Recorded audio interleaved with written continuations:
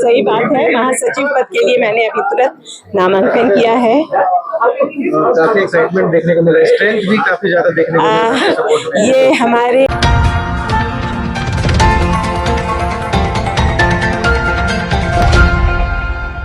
नमस्कार, आप सुन रहे हैं धनबाद की बड़ी खबर। धनबाद बार एसोसिएशन के सत्र 2025-2027 के लिए होने वाले चुनाव को लेकर माहौल गर्म होता जा रहा है।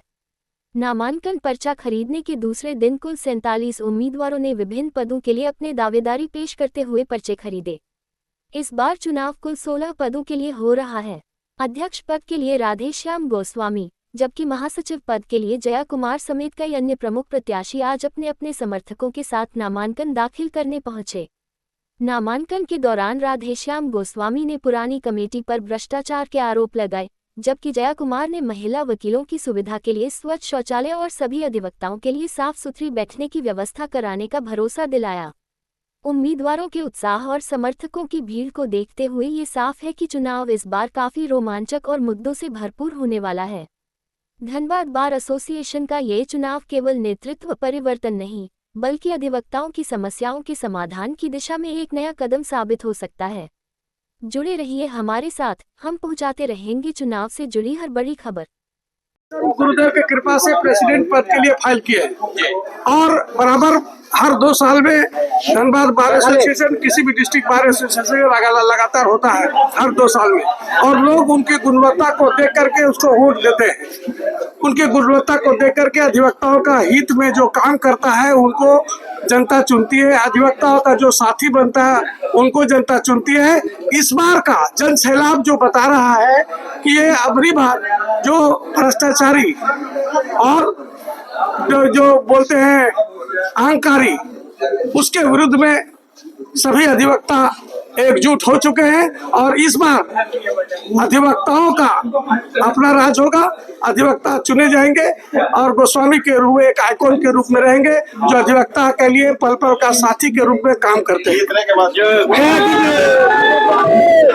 काम का तो झड़ी लगा चुके हैं हम लोग। जब आप जानते हैं कि चुनाव एक बार नहीं 6 बार जिताया गया है।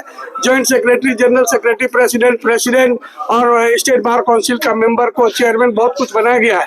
तो वो मेरे कार्यशैली पर ही बनाया गया है। अधिवक्ताओं का हित के लिए पल पल का साथी के रूप में, गार्जियन के रूप में जो हम लोग अपना कर्तव्य निभाए हैं, उसी का परिणाम है कि मुझे जीता जाता है। और सभी अधिवक्ताओं ने मिलकर मेरे पास प्रपोजल रखा कि इस बार फिर आप आइए, हम लोग अपने आप को असहाय, अकेलापन महसूस कर रहे हैं और बहुत सारा काम करना अधिवक्ता हित में, बहुत सारा काम करना है। बचा ही हुआ है, काम कुछ हुआ ही नहीं है, काम कुछ हुआ ही नहीं है। असली काम है जो हम लोगों का नक्शे के हिसाब से 5 तल्ला बनाना था, 4 बनाया, और उस पे बिंदु पर हम बात नहीं करना चाहते हैं। हम बात करना चाहते हैं कि यहाँ का एक एक अधिवक्ता सभी के बारे में जानता है और किसी के बोल करके उसके नाकामियों को दिखा करके हमको वोट नहीं चाहिए। हमको अपना काम करके जो किए हैं उसके आधार पे वोट चाहिए। ये सब भवन जो बना हुआ है, वहाँ इनकम टैक्स, सेल टैक्स तक बना हुआ है, एसडीओ कोर्ट में बना हुआ है, कंज्यूमर फोरम के बगल में बना हुआ है, यहाँ बिल्डिंग भवन बना हुआ है, ये सारा तो हम ही लोग का देना है। और उसी के आधार पे आने वाले समय में जिस भवन में है, हो सकता है इस भवन का नया रूप आपको देखने को मिलेगा। वोटिंग 30 तारीख को होगा और उम्मीद है कि इस बार गुरुदेव की कृपा से भारी बहुमत सवाल जीत। कौन से पोस्ट पे आज हमने नामांकन पत्र भरा है। मेरा नाम महेंद्र गुप्त, अधिवक्ता व्यवहार न्यायालय धनबाद, असिस्टेंट ट्रेजरर सह कोषाध्यक्ष के पद पर नामांकन पत्र आज मैं भरा हूँ। क्या उम्मीद कर सकते हैं आपसे सर यहाँ के? हाँ, मैं अपने धनबाद बार एसोसिएशन के लिए ऐसे चीजों को लाऊंगा जो अधिवक्ता के हित में रहेगा, अधिवक्ताओं के लिए रहेगा, अधिवक्ताओं की सुविधा के लिए रहेगा। पारदर्शिता रहेगी, उनकी जो भी मूलभूत समस्याएं हैं प्रयास करूंगा यथाशीघ्र निदान करूं और मैं उनके साथ हूं। कब तक नॉमिनेशन चलेगा? नॉमिनेशन कल आज से स्टार्ट हुआ है, 7, 8 और 11 तारीख। वोटिंग कौन से तारीख? वोटिंग 30 तारीख को, 30 अगस्त। कौन कौन से पोस्ट के लिए इस चुनाव होगा? इसमें 6 पोस्ट हैं, अध्यक्ष, सेक्रेटरी, कोषाध्यक्ष, सह कोषाध्यक्ष, उसके बाद और गवर्निंग काउंसिल है, प्रशासनिक है, वाइस प्रेसिडेंट है। टाइमिंग क्या रहेगा? हाँ, समय का कितने बजे तक? वोटिंग चलेगा। वोटिंग सुबह 10:30 बजे से प्रारंभ हो जाएगा, 4:30 बजे तक चलेगा। सही बात है, महासचिव पद के लिए मैंने अभी तुरंत नामांकन किया है।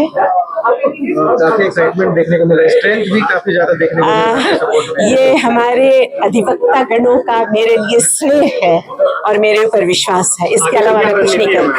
रणनीति बहुत कुछ है, पद पर आने दीजिए तब मैं अपनी रणनीति खोलूंगी, लेकिन ये विश्वास है कि बार की उन्नति जो होगी मैं कोशिश करूंगी झारखंड का नंबर 1 बार धनबाद बार बने। समस्याओं से अवगत कराया गया अधिवक्ताओं के द्वारा। अभी देखिए इतनी सारी समस्याएं हैं, बहुत समस्याओं का हल हुआ है, लेकिन ऐसा नहीं है, समस्याएं अभी हैं हमारे पास, उस पर अभी हम लोग विस्तार से चर्चा करेंगे। बिल्कुल, महिलाओं के लिए यहाँ समुचित ना तो एक कॉमन रूम है, ना अलग क्लीन टॉयलेट है। सबसे पूछे सारी महिला अधिवक्ता जो है एक चाबी के लिए परेशान रहती है, टॉयलेट बंद रहता, वो भी टॉयलेट इतना दुर्गंध करता है कि महिलाएं उसमें जा नहीं पाती हैं। तो मेरी प्राथमिकता होगी स्वच्छता, महिलाओं को एक स्वच्छ टॉयलेट उपलब्ध कराना, एक अच्छा sitting place, air condition sitting place देना, ये मेरी प्राथमिकता होगी। बाकी सबके लिए करना है, ऐसा नहीं कि सिर्फ महिलाओं के लिए, सभी मेरी प्राथमिकता में है, जिनको भी जो जरूरत है मैं। हाँ बोलिए। खास करके देखा जा रहा है कि एडवोकेसी में महिलाओं का रुझान काफी बढ़ रहा है और संख्या भी बढ़ रही है। संख्या भी बढ़ रही है, वही मैं इस पर मैं शुरू से ही विचार कर रही हूँ कि लोग आते हैं इस पेशे में बहुत खुश होकर, लेकिन पलायन भी बहुत तेजी से होता है ना। तो इस पर हम लोग को वर्कआउट करना है कि जो भी लोग इस पेशे में आए, बहुत डिग्निफाइड पेशा है हमारा, और धनबाद बार बहुत डिग्निफाइड बार है, झारखंड का नंबर 1 बार है। 1905 में ये बार का जन्म हुआ है। तो इस बार की डिग्निटी को मेंटेन करना, हमारे जो अधिवक्ता यहाँ से जाते हैं उनको हाई कोर्ट, सुप्रीम कोर्ट में वही डिग्निटी मिले, यही मेरा प्रयास है। न्याय के लिए काफी सारे असहाय लोग हैं, जी लोगों का केस बिल्कुल हम बहुत केस लड़े भी हैं, और अभी भी मैं आपके माध्यम से भी कहना चाहती हूँ कि किसी को अगर कोई दिक्कत है आप मेरे पास आइए, निःशुल्क मेरा मिलेगा आपको।